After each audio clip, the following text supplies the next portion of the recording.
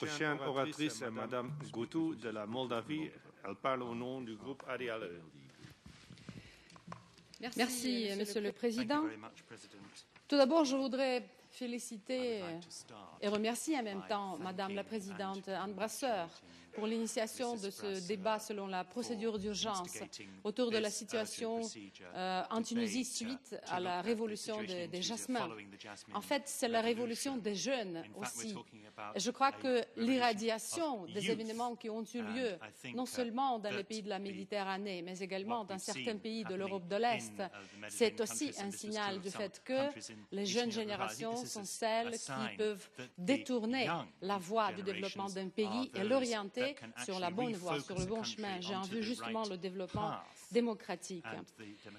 On est aussi témoin du fait que la révolution des Jasmins a déjà des répercussions en Égypte.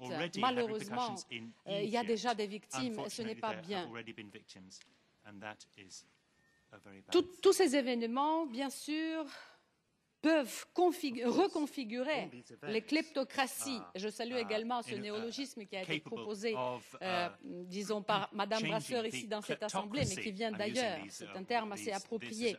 Un terme qui se veut entrer en usage pour désigner les régimes autoritaires dont les leaders utilisent le pouvoir politique à des fins personnelles et notamment pour s'enrichir. Le rapport et le projet de résolution nous semblent très bien rédigés, très bien équilibrés et surtout très coopérants en matière d'implication du Conseil de l'Europe dans le processus de stabilisation de la situation en Tunisie, en matière d'aide et de contributions substantielles que le Conseil de l'Europe et l'Assemblée parlementaire du Conseil de l'Europe peuvent apporter au développement des institutions démocratiques en Tunisie. Incontestablement, si une suite favorable, aussi immédiate que possible, est donnée à cette résolution, qui devra être suivie d'actions concrètes, mission, dialogue, transfert d'expérience, l'impact de ce débat, selon la procédure d'urgence, sera mesurable et sera sans doute au bénéfice des citoyens tunisiens.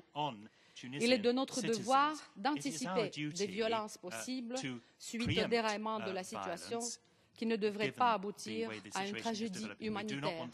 C'est surtout ça qu'on devrait éviter dans de telles situations.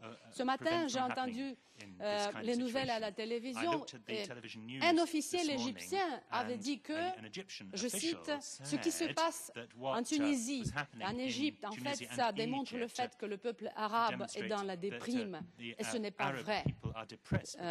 Par contre, nous pourrions affirmer que le peuple arabe, qui a une histoire assez ancienne, qui a des choses à nous enseigner et à nous dire, passe maintenant par une étape assez importante dans sa vie. Mesdames et messieurs les députés, en tant que représentante de la délégation de la Moldavie, je ne peux pas omettre de faire référence aux événements qui se sont passés en 2009, au mois d'avril, en Moldavie.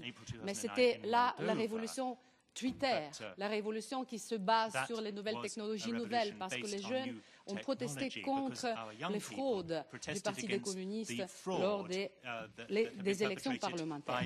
Finalement, au nom du groupe ALDE, je voudrais appuyer le texte de la résolution et d'inviter nos collègues de voter ce texte de résolution, de nous engager pleinement dans l'aide que nous pouvons apporter aux démocraties émergentes, non seulement de Tunisie, mais du Proche-Orient en général. Merci de votre attention.